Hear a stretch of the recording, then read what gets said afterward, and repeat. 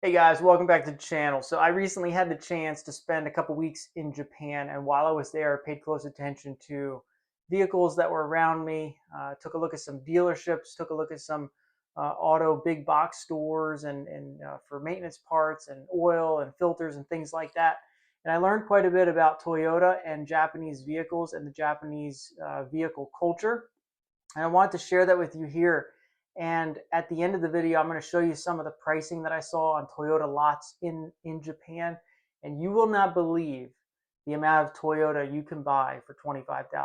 Let's go take a look. Okay, so the first and biggest surprise to me, I never knew this, I never really realized this. In Japan, they drive on the left side of the road, which puts you in the right side of the vehicle to drive. And so everything over there is reversed as far as driving vehicles and cars. And it's interesting. I think the main takeaway point to this that I didn't really realize is that in all reality, every vehicle that the Japanese are producing for themselves, they know because they're making it the left or right side drive, left side of the road vehicle. Anything that they're making for the US, even if it's made in Japan, it's being made for our left side drive, right side of the road driving vehicle format. And so it's really easy to tell. And I think that could play a part in maybe a potential difference in their quality control and their, the way in which they're making vehicles. The Japanese culture, they care very much that they take care of their culture and they maintain their pride and their cultural heritage. And so anything they're making for themselves, they're like putting their full effort into. And there could potentially be a difference in the vehicles they're making for other countries and overseas markets. But I just wanted to point that out. It is important to know that just because, let's say, a Forerunner, which is always manufactured in Japan, it is manufactured in Japan, but it's manufactured for another region, and they know it because of the reverse side of the driving position in the vehicle.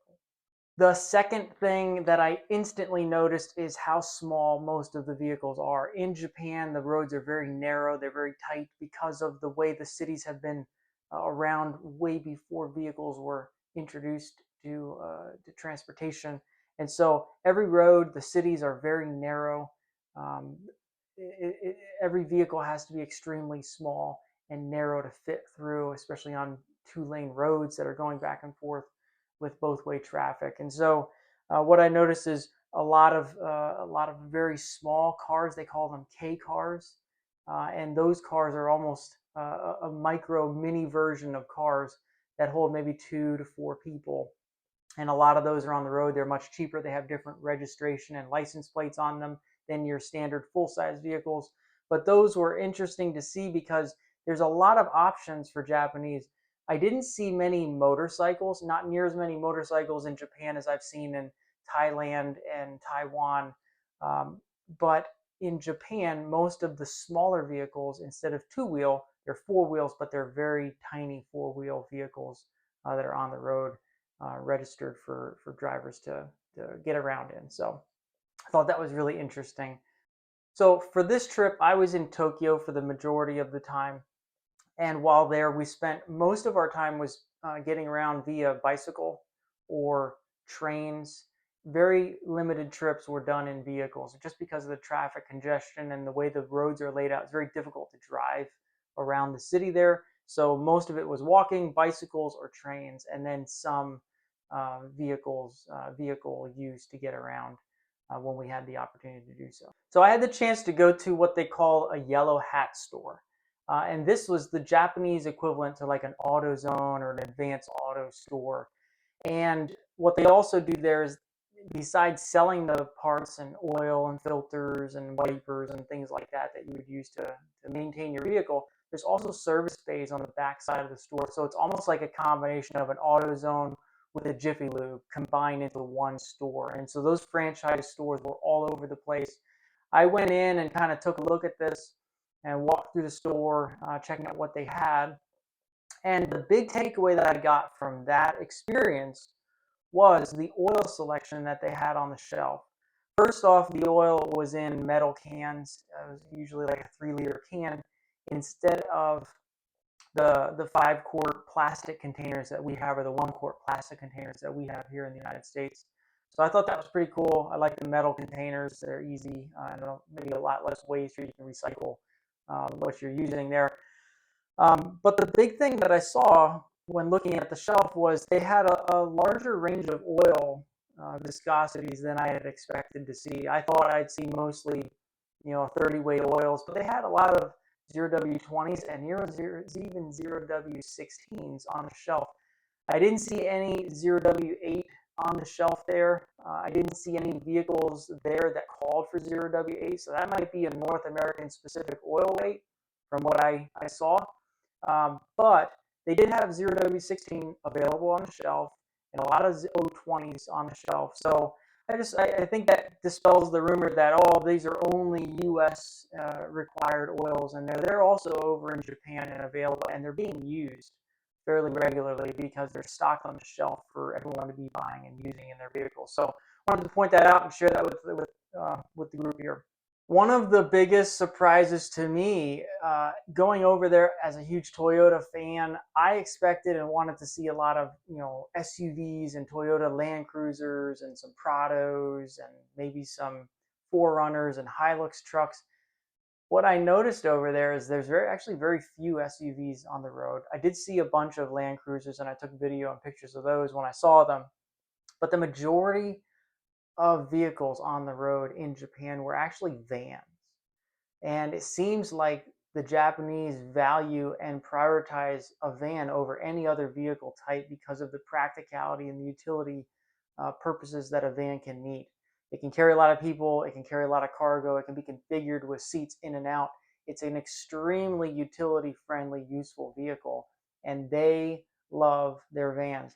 They had several different models and, I guess, tiers of vans. So the top tier, the nicest van you could buy there was the Alphard, which was a Toyota Alphard. That was like a full-size van, beautiful leather interior, very high-end, lots of features on that van. I didn't get a chance to get inside one of them, but I took a look at all the different ones that were in the parking lots and around and on the road, and those are really cool to see.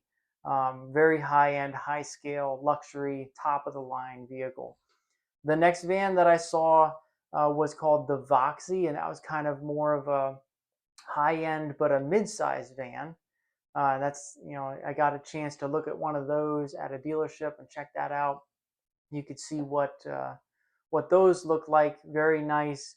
Probably a tiny bit smaller than a Sienna footprint, but same amount of seating, space. The way in which the vehicle is laid out, very similar to a Sienna, but it was just their own model of that Voxy. And then they had a step down from that was the Noah, and that was also very similar to a Sienna, but just a more family-friendly, basic van, but still very nice inside. The top trim level looked like a limited or a platinum Toyota that you see here in the United States. Those things were really nice looking. Had a two-tone leather interior that I was looking at, had the DVD screen to the back seat, had captain's chairs. Just a really nice looking vehicle, extremely utility friendly. But I noticed that they had those. And then they also had the lowest end van was like what they call the High Ace, which was more of a commercial van, but could also be used for transporting people. And that was just your low end, very low trim, but very utility friendly van. So probably the largest of all of them was the High Ace van, and then the Alphard. Those are probably closer in size to each other. And then the two mid-size options were the Voxy and the Noah. But overall, the impression that I got was that vans are very much preferred in Japan, and it's what most people are driving. If they can afford a big vehicle, they're buying a van. Maybe after that point, you would see people in a Land Cruiser or a truck of some sort, but very few SUVs compared to what I saw with the vans on the road. A big takeaway from what I noticed about the vehicles in Japan and how specific they are to that country because of the narrow roads and the way in which the space is such a premium. So everything's so small and compact. It made me realize that Toyota is making vehicles very specific to the needs of the region in which they are being sold. So even if they're taking the same engine and the same, let's say, vehicle platform concept, they're tailoring it very much to the market that it is being sold in. And so I think it's important to note that and to realize that a Toyota in the United States could be very different in terms of function and utility and even styling than it would be in another country in another region of the world. Um, it's interesting to see that. I know we've talked about the maintenance requirements by region. I still believe that the maintenance used in one region could be applicable to the maintenance in another region because the vehicles and the drivetrains are the same or very similar. But I do think that the purpose of a vehicle, Toyota is very specific how they're building vehicles for the purposes of the needs of the region in which they have a market. So it was interesting to see that. It really opened my eyes to how specific these vehicles are to the markets they're being sold in. Okay, so I had a chance to go and check out some Toyota dealerships, and I thought this was really interesting. The Toyota dealerships that I saw were very small. They did not have a lot of cars available. One that I went to didn't even have any cars available to look at on the floor or a parking lot outside. It was just the building, and you could order it and build something and have it delivered there. The second Toyota dealer I went to, I found vehicles on the lot and had a chance to go around. They had smaller cars. They had Priuses, some RAV4s, and then some of those vans that I mentioned. But I thought it was really interesting. It is not spread out like what we have here in the United States with large lots of vehicles you could walk through. It was very particular which cars were on the lot and very few to look through at the actual dealership. So it's just a difference. They have a different way of shopping for cars and selling cars than we have here. The other thing I noticed is there's different brands of Toyota dealerships or labels for them. So the Toyota Mobility was probably their premium vehicles. You would have your Land Cruisers and your higher end vehicles there, which is like their flagship dealerships. Then you had the Toyota Corolla dealerships, which was almost like an orange tint to it on the signage instead of the red and white. And those were for like your economy, your budget cars were sold there.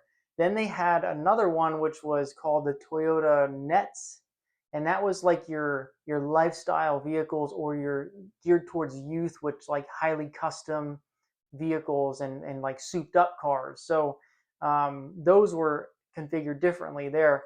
So I thought it was interesting that Toyota has several different dealership brands that they're setting up and established there in Japan around Tokyo that I was able to see and stop in and visit. So while I was at the dealerships, I took a look at two vehicles in particular. One was a Prius and the other was a RAV4. And in looking at those vehicles, they were both hybrids, both very similar, 2026 models, similar to what we have here in the US, basically the same power plants under the hood of both of those. And when I looked at it, I compared the sticker recommending the oil type and the oil change interval.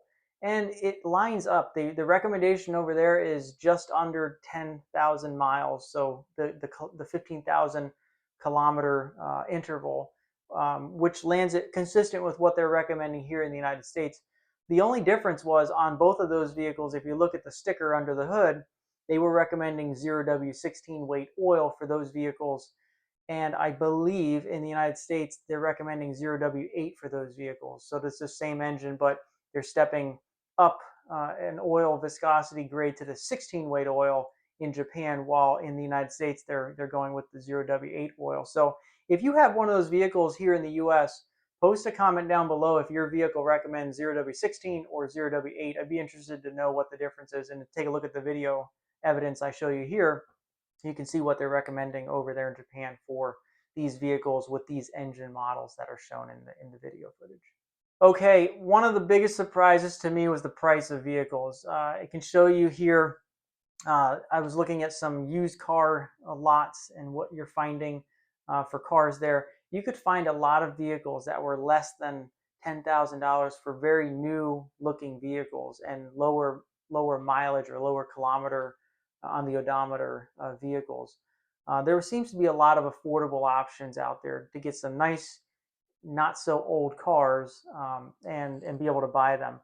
In particular, after looking at the used cars, I looked at some of the new cars and some of the vans. So I took a look at the Noah and the Voxy, and you can see what these things are running here. The Noah, a fully equipped high trim level van. It looks beautiful inside. It had the leather interior, had the entertainment system with the screen for the kids in the back, had captain's chairs. You won't believe the price of this. The conversion rate for the yen at the time of this trip was right around 160 yen to the US dollar. Okay. And when I do the math, looking at the price on this vehicle, this van, brand new from Toyota, cost 23,000, 24,000 US dollars. If you look at that and you compare that to a Sienna, a base level LE Sienna here in the United States is starting at $40,000. So we're almost half the cost of a van if you buy it in Japan, a high trim level van, half the cost of a base trim level van from Toyota here in the United States. So there's a significant difference. Some of that probably comes down to tariffs. Some of that comes down to domestic versus import vehicle and all that mess. But it was a significant difference. I didn't think it would be that big of a price difference, but I was actually pretty surprised to see how affordable a really nice Toyota was in Japan for the market over there. So I think that's interesting. I thought, some people said, well, it's going to be domestic vehicles are just going to be more affordable in the country where they're originating from. But that's not the case here in the United States. You don't see Fords and Chevys and Stellantis being, half the price of an import. Typically, they're almost more now in terms of cost. So I thought that was interesting. I wanted to share that and show you this. The cost of a Toyota in Japan is extremely affordable compared to what we're seeing here in the United States. And I wish we either had access to these vehicles, which cost half of what they cost here in the United States, or there would be some price adjustments made to Toyotas that are available here in the United States for consumers to be able to buy for reasonable prices like they're doing for the population, the community in Japan. So yeah, guys, I just wanted to share some information and data that I was able to collect while visiting Japan, the homeland country of Toyota. It was really cool to be over there. Loved the culture, loved the country. It was really neat to be part of it and spend some time immersed in that culture for a couple weeks. But wanted to bring this back to you and share it with you. Post a comment down below if you've got any questions specific to Toyotas or vehicle population in Japan, and I can try to answer that for you guys. So until next time, we will see you in the next video. Bye-bye.